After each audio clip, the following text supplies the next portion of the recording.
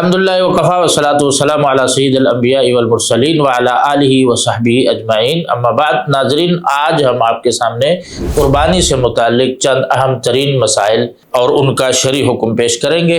پہلا مسئلہ ہے قربانی کے جانور کی عمر کیا ہونی چاہیے۔ قربانی کے جانور کی عمر کے حوالے سے جابر رضی اللہ عنہ کی حدیث ہے، صحیح مسلم میں فرماتے ہیں، آپ صلی اللہ علیہ وسلم نے فرمایا لا تذبحوا الا مسنہ، دو دانت والے جانور کے علاوہ کسی اور جانور کی قربانی نہ کرو۔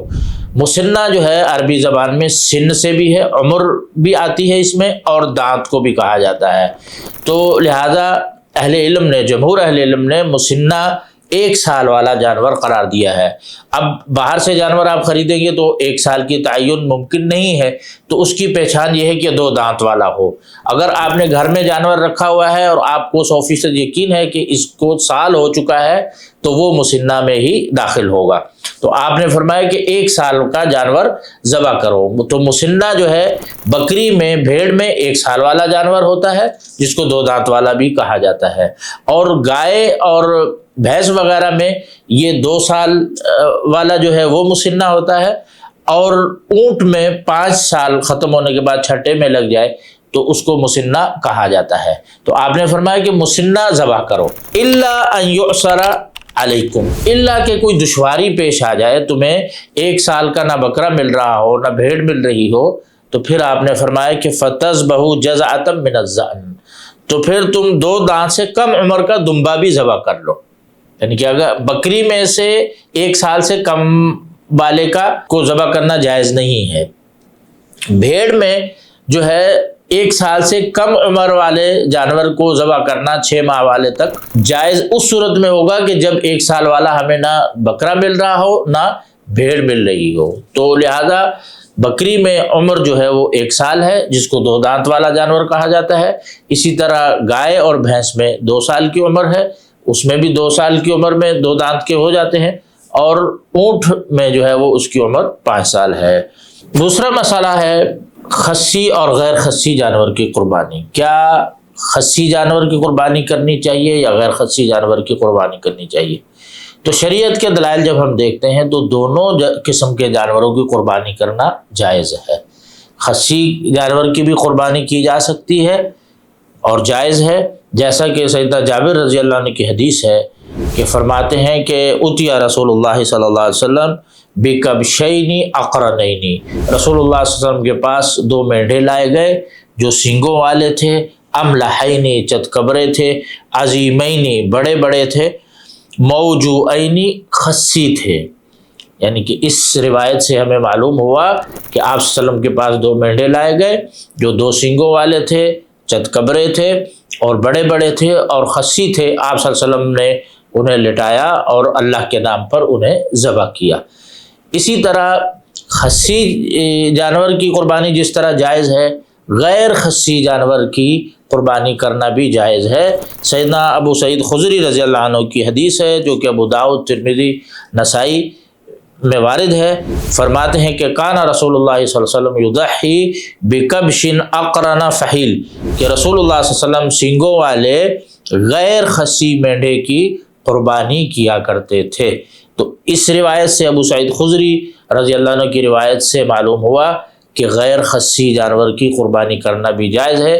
دونوں روایتوں میں باہمی کوئی ٹکراؤ نہیں ہے، خصی جانور کی بھی کی جا سکتی ہے جابر رضی اللہ عنہ کی حدیث کی روشنی میں، اور ابو سعید خدری رضی اللہ عنہ کی حدیث کی روشنی میں غیر خصی جانور کی بھی قربانی کی جا سکتی ہے۔ تیسرا مسئلہ قربانی کے دنوں کے حوالے سے کہ کتنے دن قربانی کی جا سکتی ہے۔ اس حوالے سے جبیر بن مطعم رضی اللہ عنہ کی روایت ہے کہ رسول اللہ صلی اللہ علیہ وسلم نے فرمایا کہ فی کل ایام التشریق ذبح، تشریق کے تمام ایام ذبح کے ایام ہیں، یعنی کہ ان تمام ایام میں جانور ذبح کیا جا سکتا ہے۔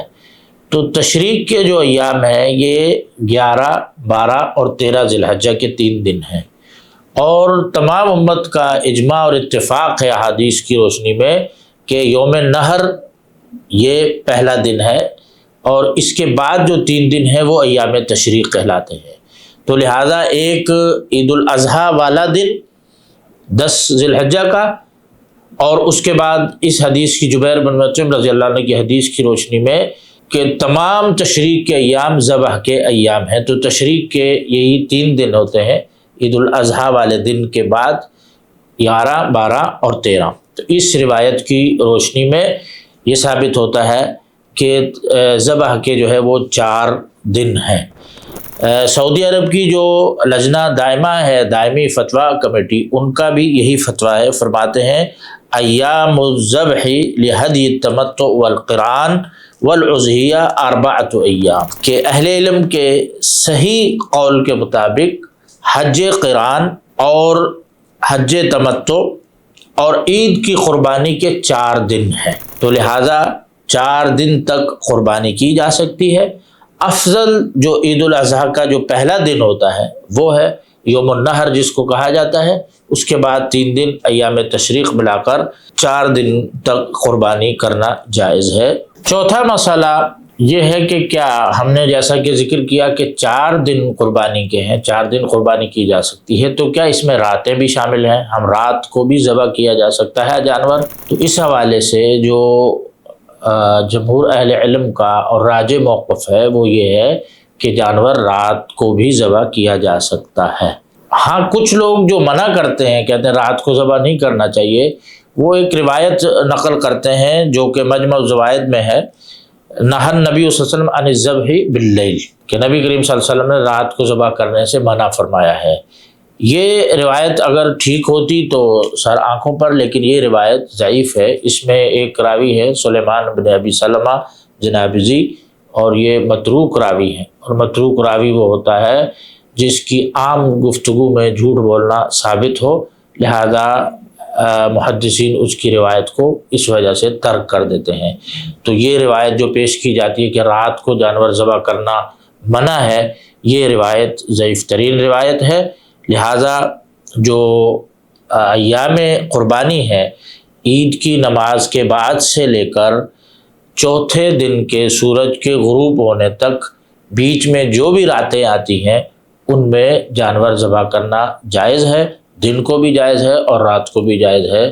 ھذا ما عندی والعلم عند اللہ، سبحانک اللہم وبحمدک، اشہد ان لا الہ الا انت، استغفرک واتوب الیک۔